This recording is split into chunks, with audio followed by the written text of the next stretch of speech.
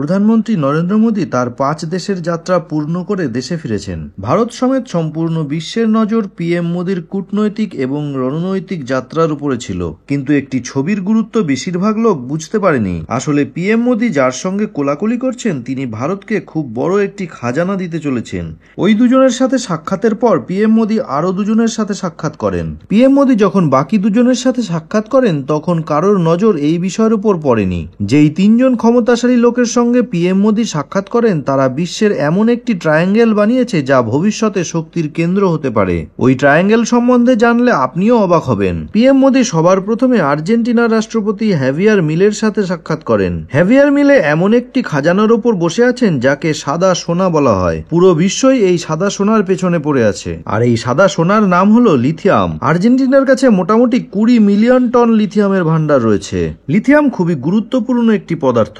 আধুনিক technology, electric গাড়িতে এই লিথিয়ামেরই ব্যবহার হয়। Mobile phone, laptop, digital camera ইত্যাদির মধ্যেও রিচার্জেবল লিথিয়াম ব্যাটারিই থাকে। মানে লিথিয়াম হলো বর্তমান এবং ভবিষ্যতের ফিউল। ভারত এখন লিথিয়াম ব্যাটারির জন্য অনেকাংশেই চীনের উপর নির্ভর করে, আর চীন মাঝে মধ্যেই লিথিয়াম ব্যাটারি দেবার জন্য নকশা করে। যেমন কদিন আগে চীন ইলেকট্রিক গাড়িতে ব্যবহার হয় যে রেয়ার আর্থ ম্যাগনেট তা ভারতকে দেওয়া বন্ধ করে দিয়েছে। এমত অবস্থায় ভারত এখন ওই সেক্টরে চীনের দাদাগিরির উপর সবচেয়ে বড় আঘাত করেছে।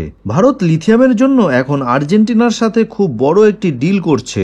আর্জেন্টিনার রাষ্ট্রপতি হ্যাভিয়ার মিলের সাথে সাক্ষাতের পর পিএম মোদী চিলির রাষ্ট্রপতি গ্যাব্রিয়ার বোরে এবং বলিভিয়ার রাষ্ট্রপতি লুইস অ্যালবার্টোর সাথে সাক্ষাৎ করেন।